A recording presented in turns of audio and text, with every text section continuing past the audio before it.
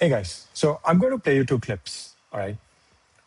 Two engineers, similar problems, sluggish API connected to a data store, make it fast.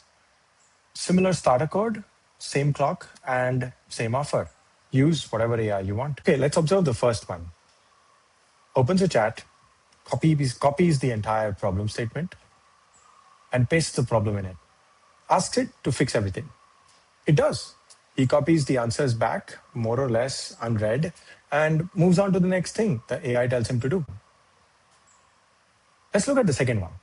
Doesn't touch the AI for the first few minutes. He reads the code, runs it, forms a hypothesis, then he prompts specific, scoped, his own constraints. He reads what comes back, tests it, and corrects the model the moment it drifts. Both of them used AI. Only one of them was engineering. Here's what the entire AI and coding conversation keeps getting wrong. Do you use AI is a dead question. Everybody does. The live one, the one that actually separates engineers, is how. And after watching close to 70 of them work, I'm convinced of something uncomfortable. AI does not lift everyone equally. It widens the gap. I'm going to show you three things from the data. One, this skill is bimodal, and I'll tell you what it means. Two, it predicts whether you actually solve the problem. Three, it sorts people into 5 different kinds of engineers, and only some of them are who you want to hire. Let's show you some data. First, we plotted all 70 engineers on a scale of 1 to 5 for their use of AI. 1 is bad use of AI. 5 is good use of AI. 1 is copy paste the problem and ask the AI to take over. 5 is when someone knows what they're doing and uses AI as a tool to do research, brainstorm edge cases, even correct AI slop. You'd expect a bell curve, right? A big, comfortable middle of people who are pretty good enough with tails on either side. But that's not what we found. People split into 2 camps. Roughly 4 in 10 collaborated genuinely well. Another third barely collaborated at all, technically using AI the whole session and getting almost nothing out of it. And the competent middle, the yeah, fine, gets by, was the thinnest part of the whole distribution. The tool is identical for everyone. What people do with it is splitting the room in 2. Just look at this graph. The 4s and the 5s are on one side, and the 0s and the 1s are on the other side. The middle is practically absent. Let's look at another one. And this is the one that stopped me. If you line everyone up from worst to best at collaborating with AI, you've nearly lined them up from worst to best at solving the actual task. The two are moving together almost in lockstep. The correlation is 0.74, but forget the decimal. The point is that how well you worked with AI predicted the outcome about as well as anything we measure. And remember, everyone here had AI. It's the quality of the partnership is what wins. Look at the green dots on the top right corner, right? They are the ones who did the task well and collaborated with AI as a tool. There is one section of users, though. If you look at the gray dots, those are the skeptics.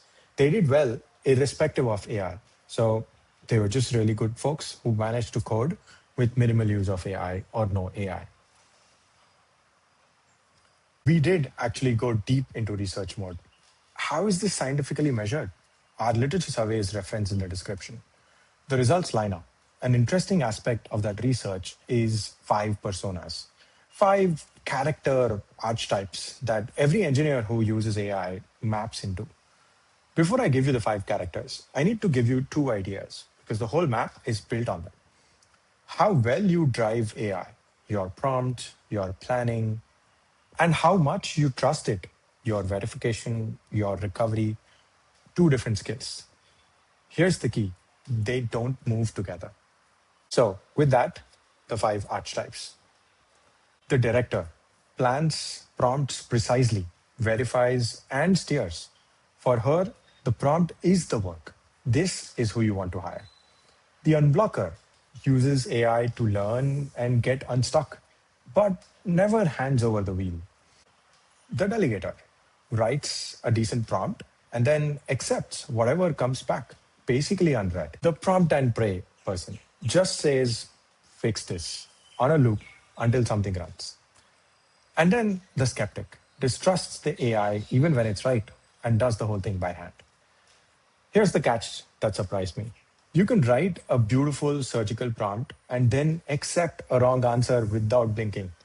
That's why you can't grade this with a single thumbs up or thumbs down. Let me tell you about the delegator though, because his case is the uncomfortable one. He pasted the problem and the code straight into ChatGPT, let it diagnose every issue, and copies the fix back with, and I'm quoting our analysis here, minimal to no modification. And his task came out mostly correct. He'd have passed a pass fail screen. He'd have passed your screen. But he did none of the engineering. The AI did.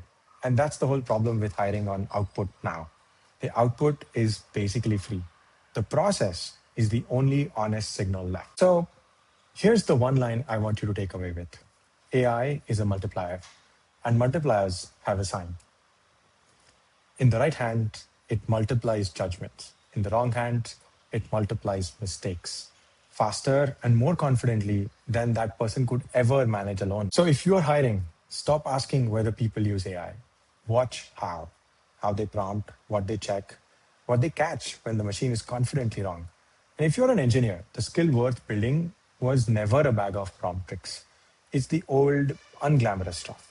Break the problem down, put your understanding into the spec, verify before you trust, and notice the exact moment the AI is confidently wrong. Everyone has the tool now. The people worth betting on are the ones with their hands on the wheel. I went deeper on all of this in 2 written pieces, links below. In the next video, I'll show you what happens when the agent writes the code.